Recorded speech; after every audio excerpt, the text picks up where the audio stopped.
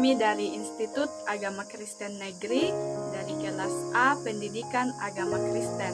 Perkenalkan, saya Jessie Fieni Mangopo dan saya Herlin Rero. Video pembelajaran ini kami buat untuk memenuhi tugas UTS mata kuliah Sejarah Gereja 1 yang diampu oleh Bapak Christian Eliezer Randalele MPDK. Dalam video pembelajaran ini, kami akan membahas mengenai latar belakang dan hasil keputusan Konsili Nisea tahun 325 dan Konsili Konstantinopel tahun 381. Selamat menyaksikan. Setelah penghambatan atau penganiayaan berakhir, gereja hidup dengan tenang. Namun, bukan berarti masalah dalam gereja telah selesai. Justru muncul masalah baru dari dalam gereja.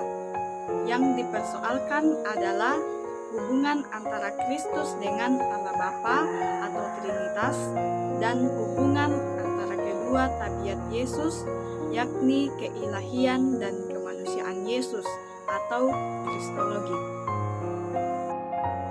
Latar belakang bertolak dari ajaran filsafat Yunani Romawi tentang Tuhan dan Logos atau Firman dan mengenal Roh. Para teolog pada saat itu mencoba memaparkan iman Kristen secara sistematis dan ilmiah dengan pendekatan filsafat tentang Logos tadi. Namun persoalannya, filsafat Yunani Romawi memandang zat ilahi bertingkat. Dengan demikian, jika pendekatan filsafat Yunani Romawi digunakan untuk menjelaskan iman Kristen atau Logos, maka akan menempatkan Kristus dan Roh di bawah Allah, menimbulkan pergumulan teologi Kristen pada zaman itu. Di satu sisi, teologi ingin menjelaskan iman Kristen dengan wawasan-wawasan yang dapat dipahami oleh orang sesama mereka. Namun, di sisi lain, tidak ingin menyimpang dari sabda ilahi dalam Alkitab. Pergumulan teologi yang cukup rumit ini kemudian melahirkan dogma Trinitas dan Kristologi. Pergumulan tersebut pun menimbulkan persoalan Trinitas. Teolog yang memiliki perbedaan pendapat mengenai Trinitas yaitu Irenaeus dan Athanasius yang memiliki pendapat mengenai kesatuan Allah dan Kristus. Kemudian Origenes dan Arius yang berpendapat mengenai mengabaikan keesaan Allah dan ketuhanan Yesus. Pertikaian ini kemudian diselesaikan pada Konsili Nisea pada tahun 325 dan Konsili Konstantinopel pada tahun 381. Teolog yang pertama yaitu Irenaeus. Irenaeus dilahirkan di Smyrna, Asia Kecil, sekitar tahun 120 Masehi. Ia adalah seorang murid dari Polikarpus dan merupakan uskup di kota Lyon, Prancis Selatan. Ajarannya yaitu Kristus adalah Allah sepenuhnya dan melalui sakramen anugerah Allah dicurahkan kepada manusia. Teolog yang kedua yaitu Athanasius. Athanasius lahir di Alexandria kira-kira tahun 296. Ajarannya yaitu Kristus adalah sepenuhnya dan tidak boleh dibedakan dengan Allah Bapa. Kalau Kristus bukan Bapa, maka bagaimana mungkin kita memperoleh kekekalan? Teolog yang ketiga yaitu Origenes. Origenes lahir di Alexandria, Mesir, sekitar tahun 185 Masehi. Ia berasal dari keluarga yang saleh. Ayahnya bernama Leonidas yang menjadi martir. Origenes adalah murid dari Clemens pada tahun 203. Saat usianya 18, ia diangkat menjadi pemimpin sekolah kateketik di Alexandria.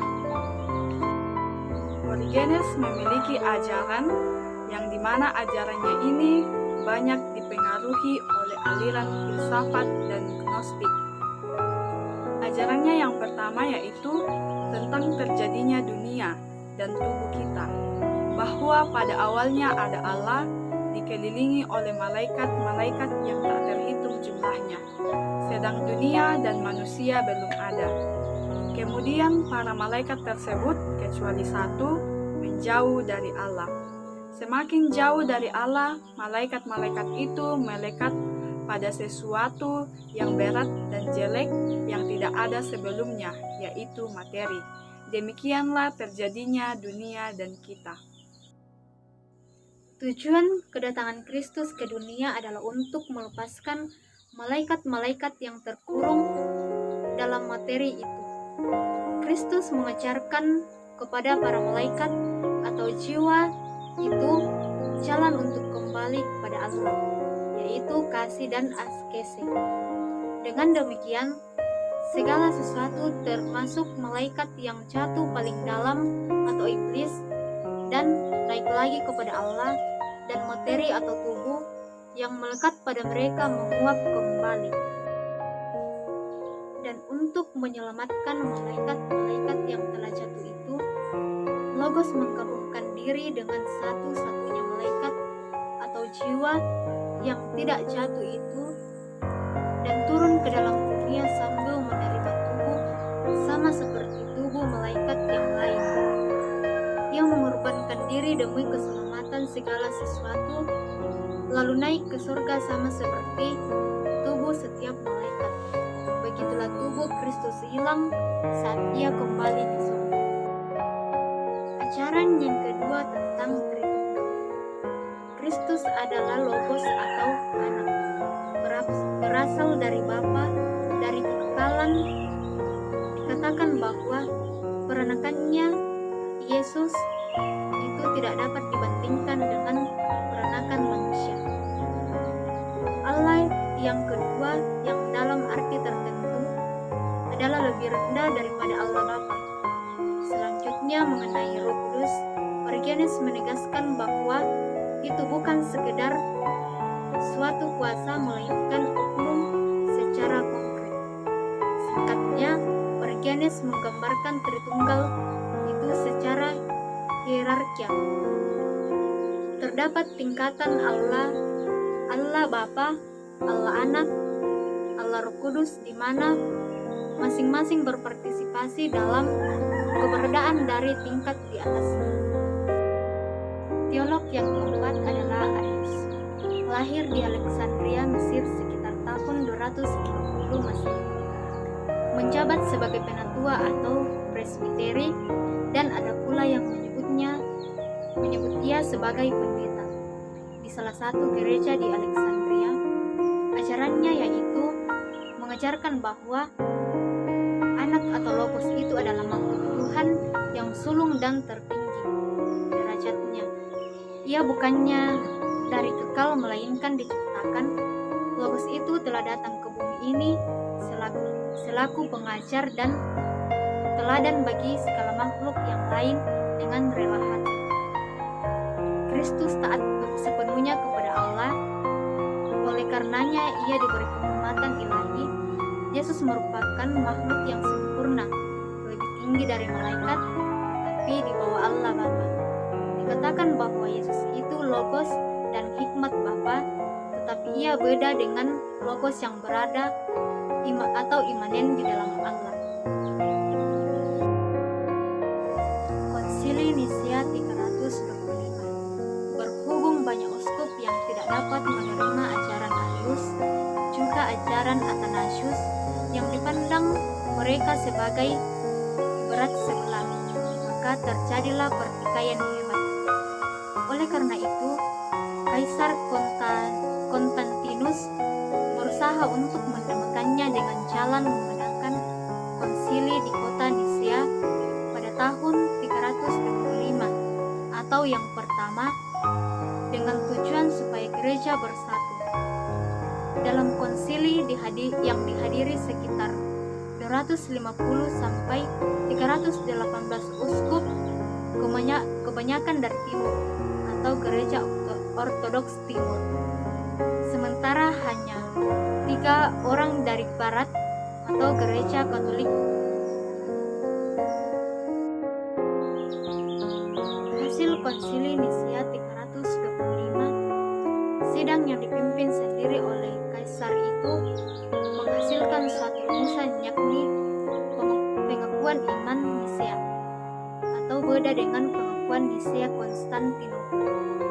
Salah satu rumusan menjelaskan bahwa Logos atau anak sehakikat, atau dalam bahasa Yunani homoousios, dengan Bapa. Logos sama sekali sehakikat dengan Allah Bapa. Sungguh pun Logos dan Allah harus dibedakan, tapi pada hakikatnya mereka satu saja.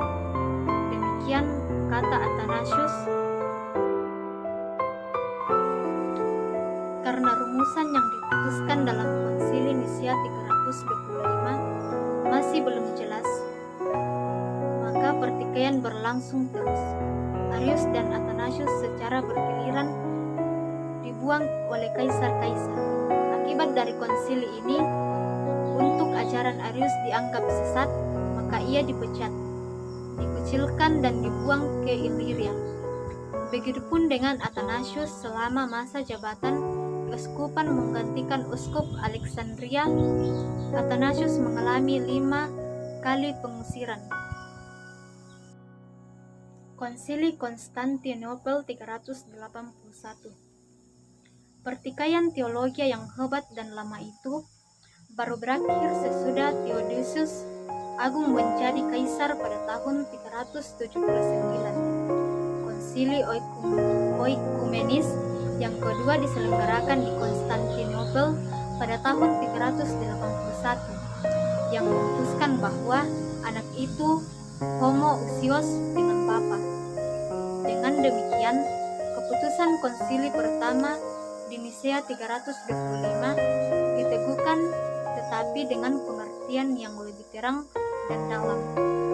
Dalam konsili ini mengakui pula bahwa Roh Kudus juga sesat dengan Bapa, yang selaras dengan ajaran Athanasius. Demikianlah video pembelajaran dari kami ini, kiranya boleh bermanfaat bagi kita semua. Mohon maaf jika terdapat kesalahan dalam video pembelajaran yang telah kami buat ini. Sekian dan terima kasih. Shalom.